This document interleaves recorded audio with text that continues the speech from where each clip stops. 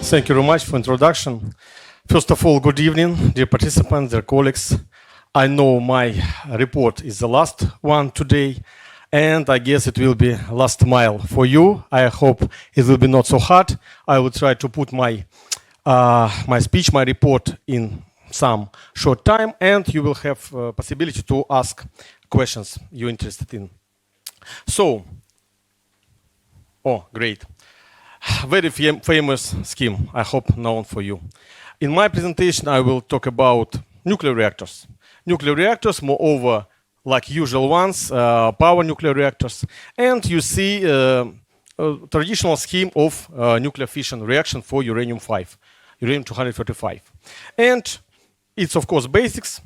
Very important during this fission, we will have byproducts. You see two nucleus really of new elements.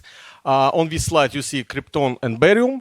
It's really like with mass probability we can find these elements. But in real life, a lot of different possible isotopes can be produced during this decay, during this fission. And when we talk about isotopic content of nuclear fuel, what does it mean? Initially, for usual reactors with no specific like research reactors and so on, in usual power reactors, nowadays majority of fuel options, it's uranium dioxide. And initially we have about not more than 5% of uranium-5, uranium-8, and small amount of impurities. But when reactors start to work, start to operate, of course, by time we have these fission products. All these fission products are unstable, and then these fission products will go through different kind of radioactive decay, alpha, beta, gamma, and so on. So, actually, in the end of campaign of reactor, or during every time during operation, actually isotopic content of fuel is different. And really, it's very important to know which isotopic content in some time. Of course, it's possible to operate without this fine knowledge, but it's very important for fuel cycle in general. Because, of course, there are a lot of different reasons from reactor physics point of view, because depending on isotopic content, we will have different features, different properties of reactor-like system. But, first of all, after operation, actually for final stage, for disposal, or if you're talking about very prominent, very prospective option for closed fuel cycle, anyway, radioactivity of spent nuclear fuel depends on, first of all, from this isotopic content. Because after operation, really, we have maybe 1%, maybe about this, of these byproducts. Really, after operation, we will have uranium-5, not 5%, but, for example, 2. We will have uranium-8 and small amount of byproducts. But this small amount of byproducts really, first of all, is responsible for high level of radioactivity. Of course, it's problems with reprocessing, with disposal, and so on. And, of course, nowadays there is idea really to model fuel cycle before. Before means, of course, we can choose some kind of fuel composition, and we try to choose really operation mode. But for power reactors, it's not so flexible like for research reactors, but nevertheless, it's possible. And question how to get information about this. I guess those of you who really specialized maybe like reactor physics or something near, of course, I guess you know basic equations. In my presentation, really, I tried to avoid some equations or some very sophisticated graphs. So, there are system of differential equation, and in this way, yes, first option to solve these equations. If we manage to solve this set of equations, really, we can get solution. As I know, it's possible not in all cases, first of all, and it's rather hard to get analytical solution. The next option.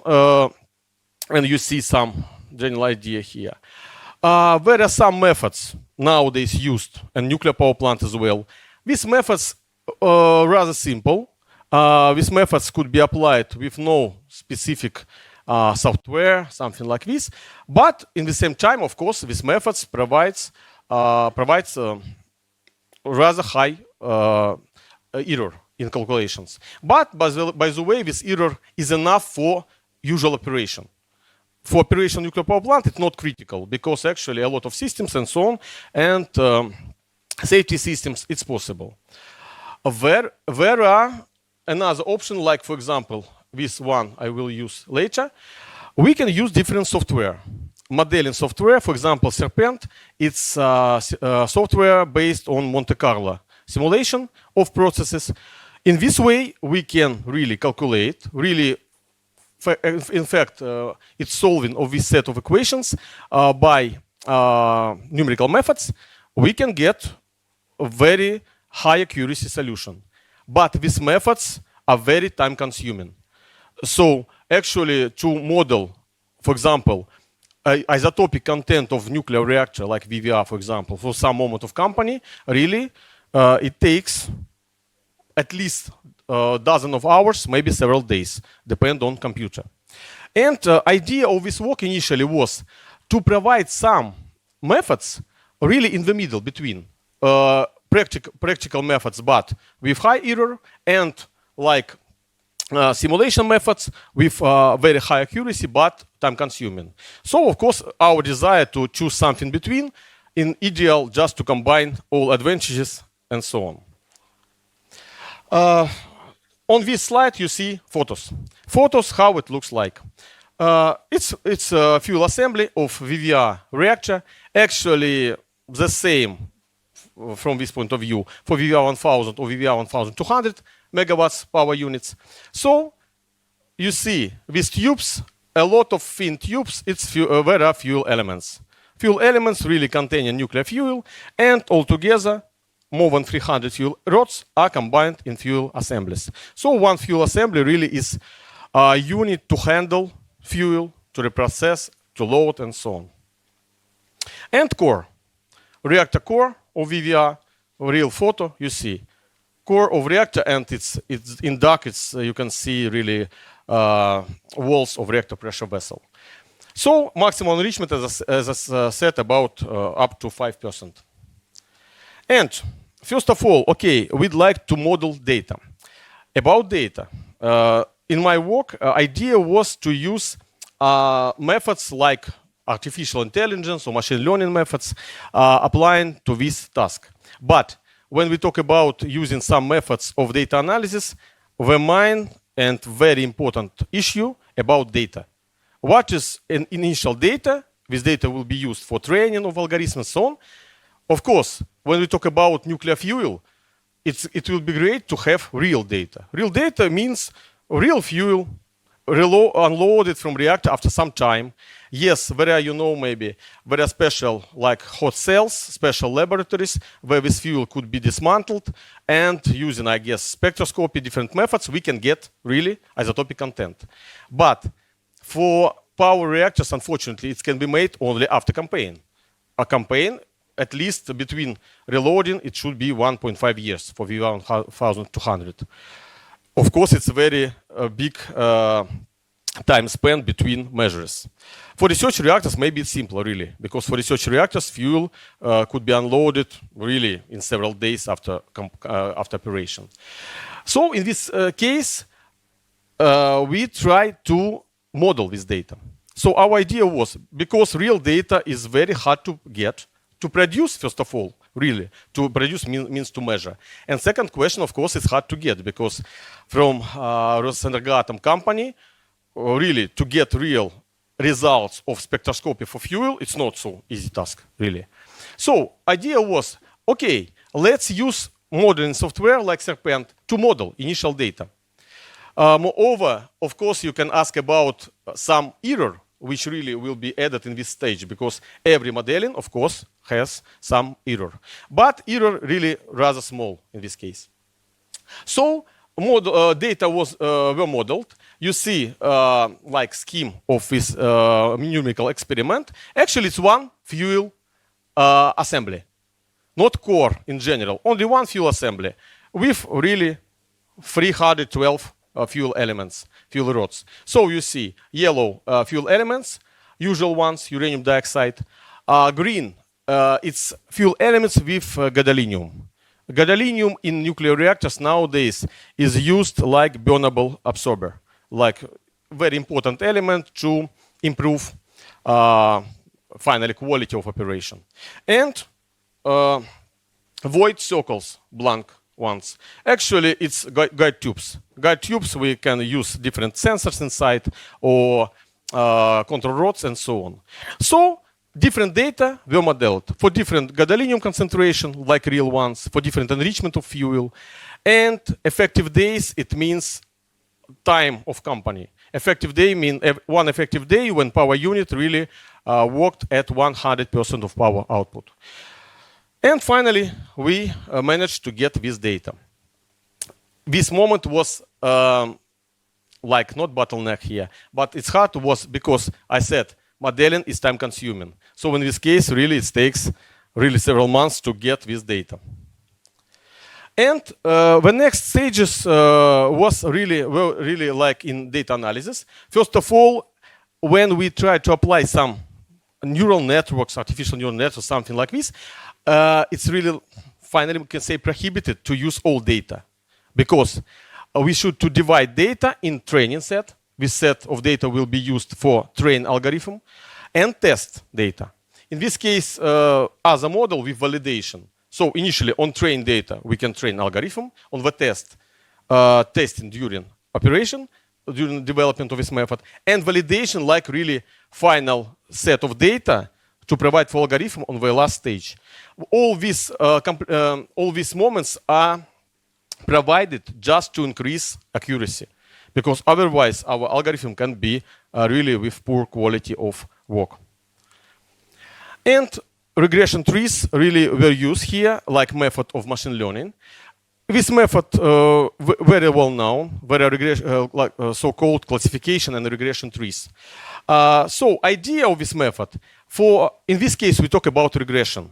We really try to use some algorithm to predict function. Really, isotopic content is function, as usual, first of all, descending during the time.